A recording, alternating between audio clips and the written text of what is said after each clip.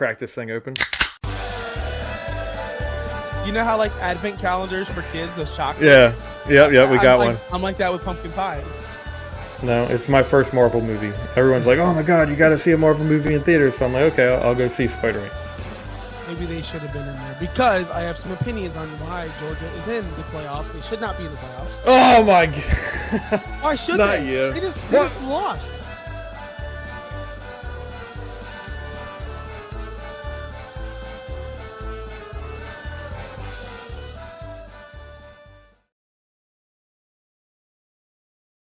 Oh no, Josh is so focused on getting the football game on, he forgot to put us all on. Oh no. Welcome to the Beer and Sports Podcast. I'm Josh Wingate. He's Josh Kimmel OUS. Yeah, I'm all over the place right now. Hold on, I'll take over. Yeah, you do that. Because Josh is struggling to put the football game on his streaming device. You know why? You know why? Because he's one of them cable cutters. He's one of them people who I'm not.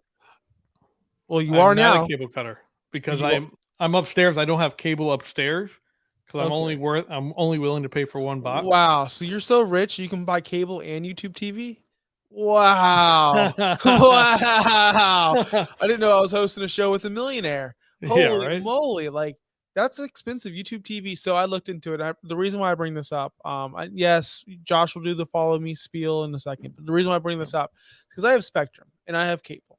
And I didn't know Josh had cable until just now. So he's been this whole show fumbling to get YouTube. I don't know my password. I don't have this app. I don't even know what he's doing. For me, I just simple hit power, channel 27. I'm there. Like, it's pretty simple. But anyway, Spectrum and ESPN, Disney, we're fighting for like a week and a half now. When University of Florida kicked off the season on whatever day that was against Utah or whoever it was, forget. That's when ESPN blacked out. We didn't have ESPN throughout this whole college football season, our weekend. We just got it back today before Monday Night Football. So I was looking at YouTube TV prices because I was going to do it, a free trial to just watch Monday Night Football. $65 freaking dollars. I pay way less than that for cable. Why are we cutting cables when YouTube TV is 2 times more expensive? What is happening? Yeah, I know. It's crazy. And then you have to pay for internet on top of it. Like, I feel like that's a lot of people cut their cable and they're like, okay, let's go do this. And they're like, oh, I have to pay for internet and then all the services. Dude, they spend way more cutting the cable. Y'all are crazy. I mean, there's certain ways to do it, but I don't know whatever. It doesn't matter. This is not a cable cutting show. It's a football and sports show, which I'm versed in all sports right now. Yeah. So what I do is, as you're trying to ramp away from this, I'm going to ramp back into it. I pay for my cable and then I stream through my cable provider, like upstairs. So I have a Roku. I can then get my Verizon Xfinity app on here and stream through that. That's smart. Let me tell you something about that. You used to be able to do that with Spectrum, but the mother effers cut it. You can no longer use the Spectrum app on any streaming device, period. So they make you buy boxes. Trust me. I know. I used to do that stuff too, but and we are live and ready to go with this as long as I can turn this volume down and talk to you. Okay, we're good. Game's on. Got only 3 minutes and 3.5 minutes to get the game on. Well, we got the game on in the pre-show. Pre-show. We went a little late live here, but we are the Beer and Sports Podcast. Follow us on Mugs and Balls. We are part of the Finch Talk Sports Network and the Finch Podcast Network. Follow us on all platforms: Facebook, YouTube, Twitter, and Twitch. And we are thankful to have you here today. We are going to talk recap of the Dolphins and Chargers game. Kimball and I were talking during that game. And then we're going to cover the Cowboys, Giants, and other games throughout this week. And we also will probably get into fantasy because I'm here with a fantasy guy. That's all he thinks about 24/7. You ask him about real football. He's like, oh, sorry, I was thinking about fantasy. So yeah, that's what we're going to do tonight. And anything that you guys want to hear, please let us know. We will get into that as well. So, Kimmel, how are you doing? How was week 1 for you? It's been a while since we've seen each other. Yeah, it's been a while. Let me tell you something. I'm a new man. I spent more time watching football on Saturday than I did on Sunday. Oh, really? I watched college football. Open a beer here. Okay, you do that. I got a little story behind this All right. Oh, Hefeweizen here. So I started watching college football starting at noon. I forgot the games. Don't hate me yet. I'm a new college football fan.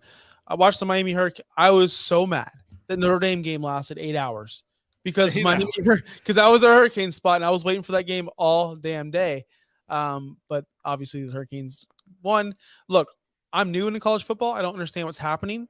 It was blacked out, so I couldn't watch Texas beat Alabama. Let me ask you this, Josh. If Alabama was in your city, they play the University of Delaware, would you go? Yeah, I'd go. They're in my backyard this weekend. I was looking at ticket prices before we actually went on. Alabama's coming to the University of South Florida, Raymond James Stadium. Tickets are still only $20. 300 level, but $20. I think I'm going to go and watch some Alabama football. Yeah, why wouldn't you go? You know what? Because the parking, because the stadium, because everything about it is annoying, and I'm one of the people who don't like that kind of stuff. And we don't have it. And everyone thinks like Tampa has it so easy. We don't have public transportation, people. We can't just go park here, take a train to the stadium, and just walk right up. We got to find parking. It's a whole hassle. You guys up in the north and every other state, you have no idea what a luxury your public transportation is. Or we don't have that kind of stuff. But football, yeah, football was great. Yeah, no, it's good. But I do want to say this one last thing before I go off to college professional football. Yeah, college football needs a better structured system on how things work and how things like who plays who and who plays this team. Because back in my day, when I paid attention when I paid attention to college football, it was the Pac-12, the Big Ten, the Big 12, the ACC, the SEC, the WAC. I knew what's going on. I don't know where anyone is anymore. I heard the Pac-10 doesn't exist. Is this true? What? The Pac-10 doesn't exist? Yeah, I don't know. Yeah, it's. I don't know. I don't know if it doesn't exist or doesn't. They're trying to. Why is Texas A&M in Texas A&M is in the Big 12? Why are they in this? Are they in the? They should.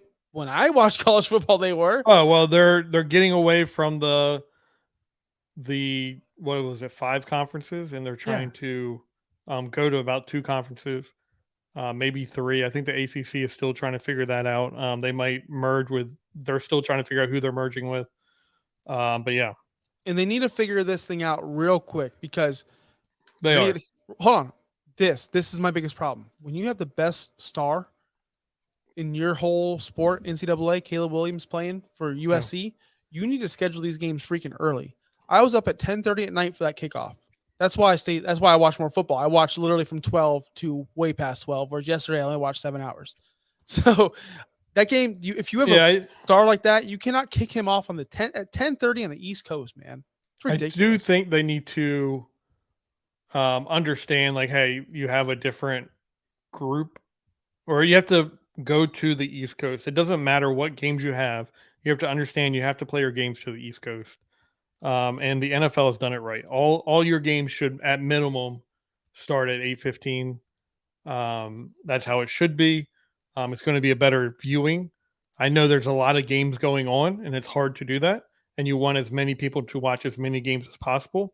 But sell a package like the college football ticket or something of that nature, and allow people to watch any game they want. I agree that they need to get better at that. Games should start at noon until, let's say, noon to 7:15. Because you're starting an hour earlier. It should start an hour earlier in college football. And then, and sports fans on the West Coast are used to this. They're used to getting up at 9, 10 o'clock watching games. And if it's to that point, the NFL does it right as well. And they say, okay, 4:15, we're going to have games. So have 3:15, have a noon game on the West Coast, and have most of your West Coast games during that as well. But you can stagger as well. The NFL doesn't stagger the games. It's either 1 o'clock, 4:15, 4:30, or the night game. College football does. So within that window, you can stagger your games. You can have games start at 1 o'clock. You can have games start at 2 o'clock, 3 o'clock, and stagger them like that as well. I agree. It's just kind of selfish of the West Coast to play a 7:30 their time game or whatever it was, and us East Coasters, which is the majority of people that watch Let's be honest. It's the majority of people. And we're sitting there with coffee, drinking coffee, trying to watch this football game because we want to watch this. I wanted to watch Caleb Williams. I wanted to see the stud he actually is. And for me to do that, I have to. We know, like I said, 9:00. You're like. Last night I was asleep 8:15. I didn't even watch one snap last night of the game we're going to cover. So I don't know how I'm going to cover that. You need to watch that game. It was, as a Cowboys fan, it was a beautiful thing. But let's get into the real game, the game that you actually watched, I hope. That is not confidence at all. And the game that we're here for is Miami versus the Chargers. Incredible game. What was your overall takeaway from that game? And we'll get into more of the nitty gritty of the game as well. Okay, so overall takeaway is Tyreek can take, which we already knew, he can take any game he wants and make it his anytime he wants. Yeah. I don't understand how he's ever covered, or he doesn't. I don't understand how he doesn't have 150 yards a game. Period. It doesn't make sense to me. We also learned that Tua knows that as well. Yeah. Where he knows it. He can ignore Waddle. He can ignore these other people and go, you know what? I'm going to go to Tyreek. Early in the game, it wasn't like that. Early in the game, he was targeting Smythe on third downs at like 3 drives in a row, which led to 3 and outs or very YouTube thumb for. Thank you, Raphael. Appreciate it. But yes, Tua loved to throw it to the check down guys in the very beginning. And also I'm like, what's going on? He needs to sling it. And he started slinging it. What I also learned about the defense, and yes, defense people, we're going to talk defense real quick. They cannot stop this run. It was bad. At one point, they were giving up like 7 yards a carry. Joshua Kelly is not that good at football, people, and he was ripping the Dolphins apart like nothing was happening. I don't know if that's an offensive line thing, probably more of a linebacker issue, because that defensive line was getting pressure on Herbert. They really were, especially at the end of that football game. So what did you think about the game? What were your takeaways? My takeaway, again, Tyreek is just an absolute stud. But my takeaway was, if Tua can continue what he did, he played very well yesterday. He played very, very well yesterday. Some of the throws that he made were just unreal. The one for the touchdown that went over top the head of the defender was just a beautiful throw. You can't ask any quarterback to throw it better. He made that throw. He played a very good game. He had some ducks up there. His arm looked bad at times, but he also made clutch throws. He made some really good throws, and you can't take that away from him. As far as the defense goes, and I know, like in our network chat on Twitter, Brett has been killing, and I love Brett. Brett has been killing the defense, and I have said this since the signing of a new defensive coordinator. Give them time. It's a new defensive scheme. You're trying to fit players to this defense. It's going to take about 3-4 weeks for this defense to actually mesh. So if you're expecting greatness from this defense early on, it's not going to happen. There's pieces there. Yes, I do feel like this roster is paper thin. Anyone gets hurt, and the entire team can go off the rails. But Lamb played very well in pass protection. The entire offense played fairly well in pass protection. The only issue on the offensive line was they just didn't block very well. So that's an issue with this team. But I can't judge the defense and say, like, yes, it didn't play the greatest. You guys came away with the win. That's great. Very well could have came away with a loss because your defense is still trying to mesh. But week 3, week 4, this is when we can say, okay, if the defense isn't showing up, then we have a problem. That's true. If the defense doesn't show, like, look, here's what I want to tell people, because I was very critical on their rushing defense. Their passing defense, look, it's Justin Herbert, Keenan Allen, Mike Williams, they're studs. It's going to be hard to stop them. But you can bottle up Joshua Kelly. He's not, like I said, he's not that good. This is probably his best game of his entire career. Eckler's a stud, so I didn't expect him to stop Eckler. But, man, those lanes, I was worried about them lanes. Like, I could run through them lanes sometimes. Yeah. But what I do like about this offense of from Tua is he just said, fuck it. I'm taking this game over. Those 2 passes of Braxton Berrios, people are going to forget about that. There's that one on the sideline where Braxton Berrios had to get his knee in, and it was a perfect spot. You couldn't Was throw it Berrios or Crawcraft? No, it was Berrios because Okay. it was Berrios, and then Berrios went again, like 2 plays later to that one where it almost hit the ground, but Berrios bucketed it in.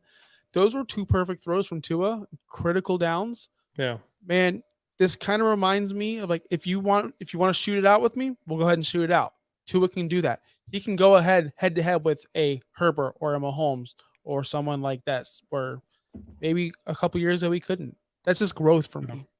And hey, I watched Red Zone a lot of the day yesterday. I had my little computer up and I had the TV up. I didn't see many quarterbacks that confident with their receiver, and I'm talking about Kirk Cousins and Jefferson. I mean, yeah, they had big yards, but man, they were not on the same page. What happened there?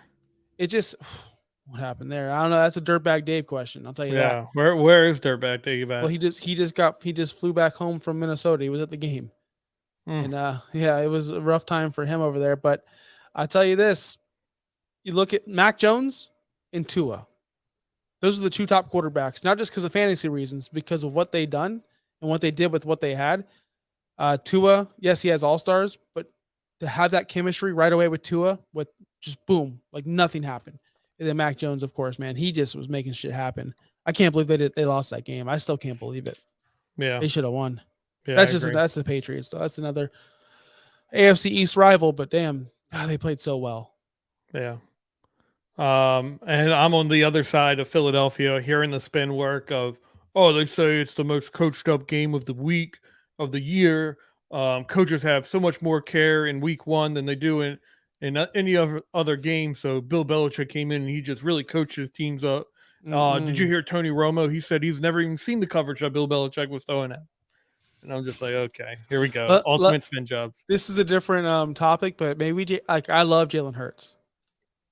But maybe when he does get confused, he's just not that guy. And maybe pump the brakes a little bit on Jalen Hurts. I've been saying that for a while. I love Jalen Hurts. I've been the guy on here that has said, whoa, let's not downgrade Jalen Hurts because he's a great player, and I hope the best for him because I do believe in him as a player. But I don't think he's a top 3, top 5 player. I think he's living on the outside. So, yeah, it's exciting. Miami got away with a win. So let's break this down a little further. Let's look at position groups with the Miami Dolphins. We're going in depth. Yeah. This is bar talk, bro. We're over here crunching the numbers. So I think that Christian Wilkins got into the quarterback with 4.2 seconds. Yeah, no, I want to know your thought process. Well, you've been very adamant. You've been talking about how this team was built, and there's position groups that you think needed an improvement, like the running back group. You felt like you did not do enough for the running back group. Dalvin Cook should have been here, among other players that I believe were an option. I think you were. Were you on the Derrick Henry train when that was coming about? I wasn't on the Derrick Henry train. I was not on the Derrick Henry train. I didn't think he was possible. That's why. But I'm sitting here looking at the running back group, and people are like, "Oh, smash run, Raheem Mostert, he's going to be so good." Dude, he only had 10 carries. Now, is that going to be good enough to win every week? No. And why does he, when I say only had 10 carries, that's all he's good for. If you give him any more than that, he will probably die on the field. He won't be able to last a full season. No. He's not going to be able to last a full season. Then you look at the other guys. Ahmed had 3 carries. I'm not going to pronounce this guy's last name. He had 2 carries. How's it going, Bobby? What's going on, Bobby? But what I'm trying to say is you need to run the football to win in the NFL at the very end of the year. I don't see Raheem Mostert doing that. I don't see little 5 foot whatever. I can body slam A-Chain. I'm sorry if all you guys like that guy, but that guy's not going to win you games in December and January when it matters. This run game is brutal, and Mostert's not the answer. He's not. So if you think he is, it's insane. I still think the running back on this team in the future isn't on the roster. I think Jonathan Taylor finally gets moved over eventually, hopefully. Crossing and putting it into the reality of it happening. Hold on, Rogers. Okay. Anyway, so I just want the upgrade the freaking running back room. If it's even Leonard Fournette, somebody that's big that can do something, not some frail Raheem Mostert. Well, do you think it's a running back issue or do you think it's a blocking issue up front? Because while I don't believe PFF's numbers are great, if you look back at PFF numbers for blocking, they're all poor as can be when it comes to blocking. I think your right guard was graded in the single digits. Let me ask you this: did you ever think Tua was running for his life yesterday? No, that's pass blocking. There's a difference between pass blocking and run blocking. I know. Oh, okay. I thought you were talking about blocking in a hole. No. Okay. I felt like Tua did well. I think Lamb filled in at left tackle very well. Isn't it crazy though? Because run blocking, maybe I'm not an offensive lineman. I can't judge these guys. I don't know what they do, but it seems like you just push them forward. Should be a lot easier than stepping back, and that's a lot harder. Yeah. So you have to really suck to not be able to push a man forward. This team is better. It doesn't have the strength it needs to move someone from point A to point B. I think they're more of a catch, and I have the speed. I have an anchor. I can kind of keep you where you're at rather than push them from point A to point B. And that's kind of what you really want. And I know this offensive blocking scheme is made for kind of not really pushing someone, but just getting them out of the way. And what's up with A-Rod here? I don't know, man. Aaron Rodgers down on the ground. You're way behind me. That's why I didn't say nothing. Oh, yeah. Oh, his ankle. Oh, no. First drive of the game. Developing story. I mean, we don't know what's going on. It's just he's frustrated, limping off the field, but on his own power. All good. Yeah. I think. Oh man, are we going to see Zach? Who's the backup? Are we seeing Zach? Zach Wilson. I'm a big Zach Wilson believer. What happened to him? I don't see anything. I don't see an issue with his ankle. I think he'll be fine. I think he'll be fine too. But here we go, Zach Wilson, baby. He's in the shotgun. But what were we talking about, Dolphins? I'm talking about the blocking up front. Yeah, I mean it could be a blocking issue, but that's not. But Raheem Mostert still ran for 3.7 yards a carry. It's not like he was a bum. There was a lot worse guys out there. Cam Akers, there was a lot of guys out there this week, especially who did not run the ball. Look at Jamal Williams' stat line. Go look at Brian Robinson's stat line. 19. Love Brian Robinson. Yeah, 19 carries for 54 yards. Ungood, dude. Ungood. Yeah. So what I'm saying is this 3.7 for Mostert, I can live with that. But you're not going to get any crazy games because 10's his limit. That's it. Yeah. That's it. Is it his limit, or is this a limit with McDaniels? Because early on in that game, look, that's his limit for the past 5 years. But Tua was struggling early in the game. He truly was until Tyreek took over, was getting open. I felt like Tua was a little bit struggling to get going. I said, overall game was beautiful. We talked about how he came out timid and fucking checking on the Smythe. We talked about that. But in that, I was talking within our group chat of saying, look, you need to get this run game going. You need to, because the run game was looking good early. It was moving the chains. It was looking good. And then McDaniels just went away from it. Is it a McDaniels issue and a blocking? Does he not trust the blocking up front in the run game and the running backs as a whole? He just doesn't trust his run game as a whole to call it, because you can't be one-dimensional, and that's going to get you in a lot of trouble very quickly against defenses like the Bills, like the Jets. It's going to get you in trouble. So when A-Chain was a scratch, everyone on fantasy Twitter was like, oh, fire up Mostert, right? Fire up Mostert. Yeah. And I'm like, nah, guys, nah, fire up Tua. Because we saw this last year when Mostert was the last man standing. It didn't matter. You're still throwing the ball 40-something times a game no matter what. This game they had to, because they were playing that game, that style of catch up and slinging it. But it's not going to be fun every game. We saw it last year. It's not going to be fun. You need someone grinding it out. My kids asked me yesterday, actually, my daughter goes, hey, why does that guy continue to run up the middle when there's a whole space over here and a whole space over here?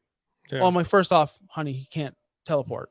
Second off, you do need those 4-yard runs up the middle to get everything going. Maybe bang some heads, maybe run some clock, just get into a rhythm. With Mostert and the gang, the rag tap doll guys, they're all trash, dude. We need an upgrade now. Damn it. But here, I'm not willing if I'm Miami. And I mean, this is a week 1 conversation. Miami won Woohoo! But let's go to the way this defense is built, and I feel like the Miami fan base is like, whatever it takes. Let's trade a first round. Let's trade a second round pick. Let's go get that guy. No. Let's build through the draft a little bit. Let's keep that first round pick and keep a guy that we can get here for 5 years on a low cost salary. Josh, let's do that. Think about Dolphins fans. Think about the average Dolphins fan. Yes, let's win now. Let's go, baby. Let's trade this, trade that. Because guess what? There's no investment. Once they suck and it's over, Miami Dolphin fans, sorry, we'll just go back away to doing what they're doing, not paying attention to sports. They only pay attention when they're good. That's just a fact. So that's why Dolphins fans are like, fuck it, let's go, let's do it. I'm like that. Let's do it. The team builder in me is like, no, don't do that. Let's build a team that can be successful. Let's build through the draft. Let's get these quality guys. I heard a stat a few weeks back. The Cowboys have the most players in the NFL that are initially got into the league through them. So what that says is their scouting department has been finding talent. They've been sticking around the NFL, and they've landed on other rosters, including their own. The Dolphins were in the top or the bottom 5 of that. What I want to do is find a way to get towards the top of that, because regardless, that means we're having great talent come through our team and hitting us first, and then dispersing throughout the NFL. I want to see that rather than finding, just going out and getting the players that the top 5 are finding and spending top dollar for them. And I want to dial it back a little bit. I want to keep money and then go out and possibly sign that big name running back or something like that. Because this roster, like I said, is paper thin. One injury and this defense or offense is done. All right. I like to buy it. Oh no. Sorry. They're pulling the card up for Aaron Rodgers, the card to go back state, whatever. So you're telling me you just want to be one of the team builders that just are good enough to win. The teams that win Super Bowls, sorry to tell you this, Josh, they go buy the assets. Look at the Rams. Look at the Bucks. That's recently. But that sets a trend. That's going to set the trend going forward. More teams are going to do that. But what did more they teams do? Will do that. Did the Bucks buy the team, or did they build the team and then fit an asset into that?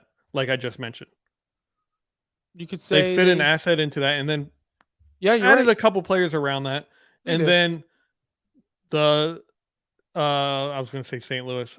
The Rams also did the same thing. They built the team and then added assets with like Ramsey and Stafford and Allen they Robinson kept adding. And Odell, and I mean, come on, the whole team was bought except Allen for Aaron Robinson Donald. Was after the fact.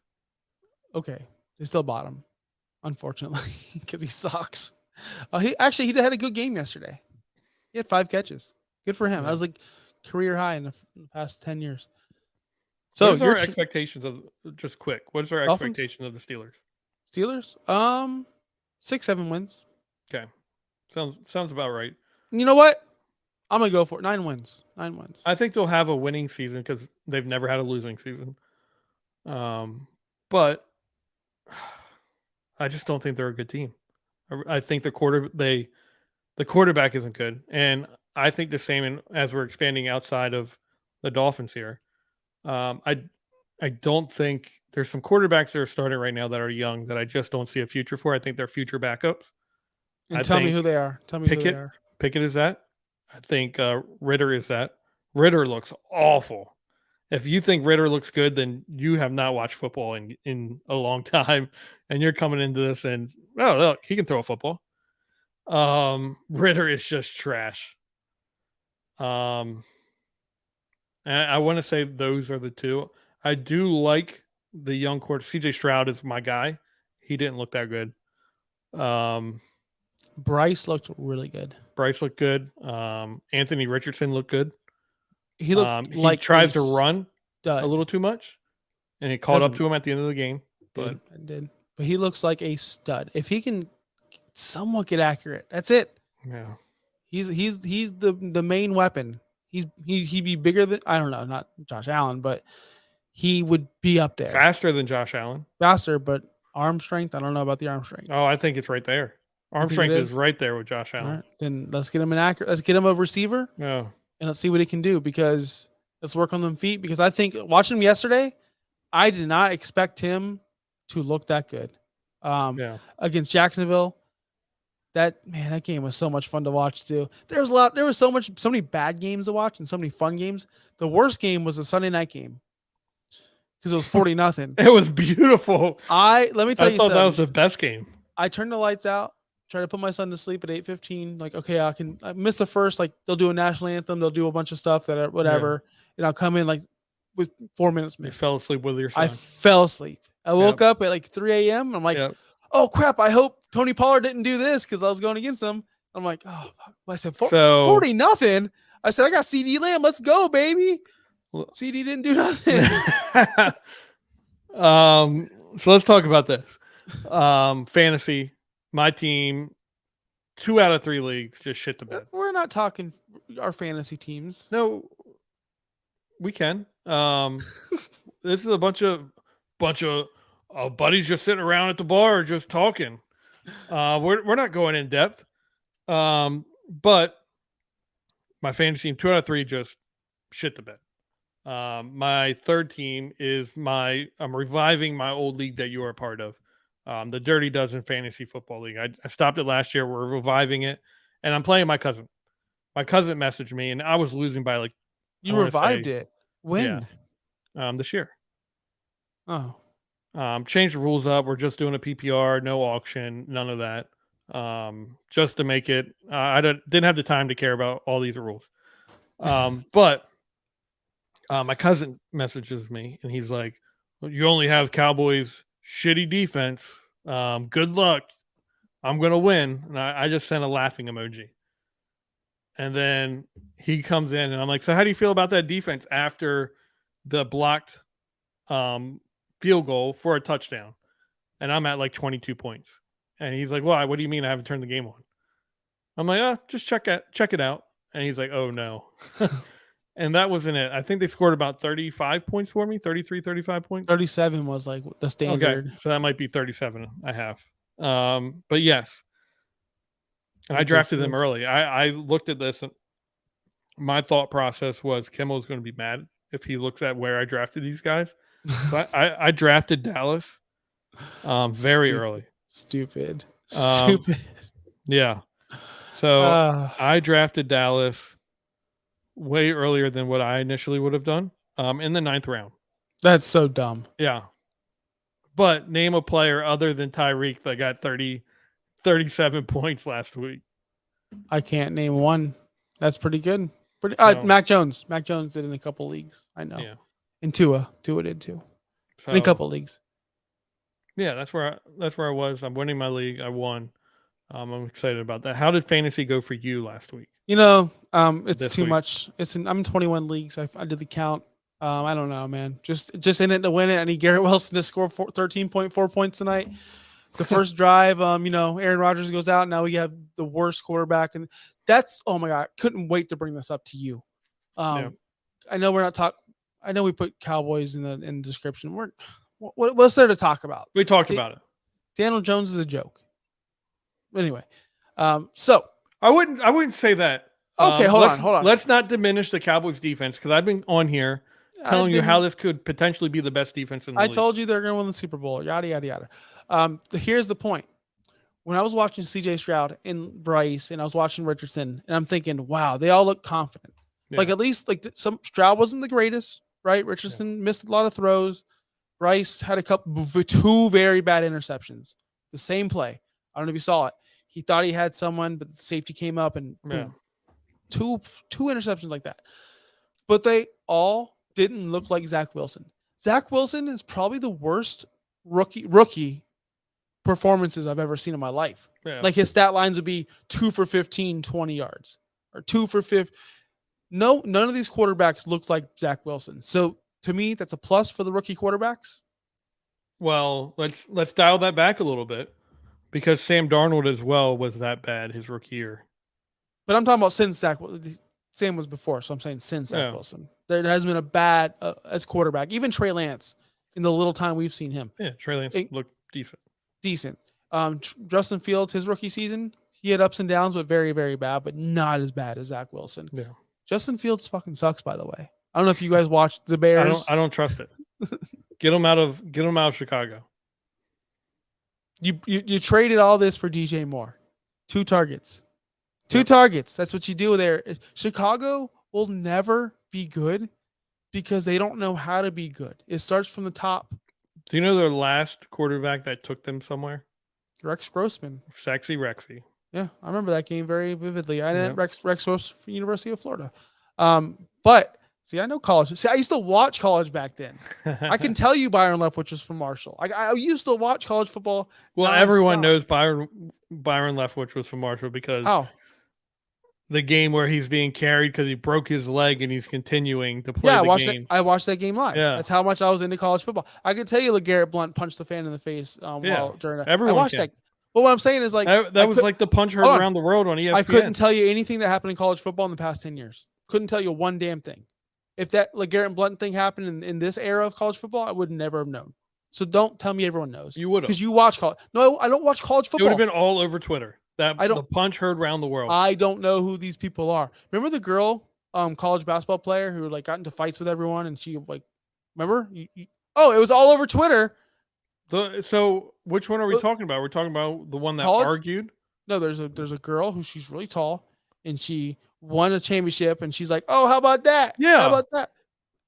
She didn't fight anyone. I don't know. Exactly. It was all over Twitter. I knew, but you said fight, so that made me think that's the thing. I don't know if it was a fight or not. I just know that she was in the news for being a disrespectful. And you thought it was awful, but what you didn't realize is that the girl that she did that to earlier in the season did the exact same thing. My point is, I don't remember the situation, what happened, or who the person's name is, but I remember it was LeGarrette Blount. And see, that's what I'm saying. I used to, if I watched college women's basketball, I would know who this lady is. So that's my point I'm trying to bring to you. I remember these women's WNBA, you would probably know who she is. But because you got to watch his journey from college football. That wasn't college football? That wasn't college basketball? No, I'm saying, but if you followed her journey into the WNBA, watched her career, and heard that story in the NFL multiple times, you probably would have related that back to her as well. No, I remember the LeGarrette Blount thing because I watched it live on ESPN. No, I get that, but there's things that in the last 10 years you've probably heard and seen. Did I forget about? But you forgot about it. But then they follow into the NFL and you probably remember him because of that. Like Monte Teo. Did you watch him play live or did you? A little bit. Yeah, but he was in that era. What do you remember about Monte Teo? Great linebacker. Drafted by the Chargers. Drafted by anything the else? Chargers. Drafted by the Chargers. Right? Nothing else? Yeah. Nothing else. No? You're lying, son of a bitch. I don't remember anything else. Isn't that funny though? Seriously, because there's things that happened years ago. I can tell you about the Colts-Bucks game on the Monday Night Football. Yeah. That big comeback. I couldn't tell you what happened any of the seasons in the past 5. Why is that? Is it because of a nostalgia thing? Because when I was younger, life was better? Yeah. I don't know. I think it's something to do with kids. I really do think there's this brain fog that happens because we're getting a lack of sleep and lack of I was so deep into sports before having a kid. I could tell you who the defensive end or every defensive player for the Bills were. I could have told you that. I can't tell you that anymore because one, I don't have the time to focus on that. I couldn't even tell you who the backup. I don't know. Probably couldn't tell you who. I don't know. I could probably tell you a lot of the Cowboys. I'm trying to think. I used to be able to tell you all 25 people on the Lightning. I can't even do that. I could tell you every starting offensive line in the NFL if I had to. I can't do that anymore. So, yeah, I think having a kid and having time and I think the huge thing is focus. We can't focus like we used to be able to on these things because we have a kid over here saying, "Hey, Dad, can I play Mario?" Things of that nature, or my daughter over here saying, "Hey, Dad, can you be Ken and I'm Barbie?" It's just Yeah, baby. While we're watching the game and doing that. So yeah, focus. It makes sense. Yeah. It just was way cooler when I'm like, yeah, I was there when, Sammy Sosa and Mark McGwire at the All-Star. Like, I don't even know. Do you like remember now. bringing that up? Like that's when I still remember where I was, what happened, like moments around when Mark McGwire hit his home run. I remember the Barry Bonds more. I remember that less because I cared about it less. I cared about it more. Really? Yeah. Because I like the idea of a bad guy being on top, which we didn't know McGwire and Sosa were bad guys until after the fact. Yeah, but we knew Bonds was a bad guy the whole time. That competition, it was like the same. And one of my favorite movies was 51 Asterisk or 51 or 50 or 61. I don't know. I see that on HBO Max once in a while, and I never watch it. It might be 61 Asterisk. Probably 61. One of my favorite movies. And it's he just doesn't know the name. One of my favorite movies. 61. Don't know the name. I said 51. It's 61. But it's just the journey of Roger Maris and Mickey Mantle battling between each other for that 61. And we got the same thing with McGwire and Sosa.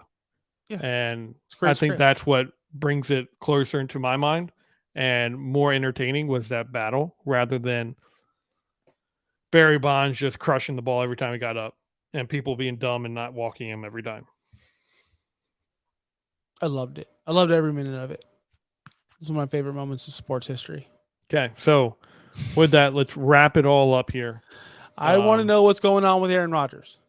After we saw week 1 of the Miami Dolphins, what is your expectations for this team?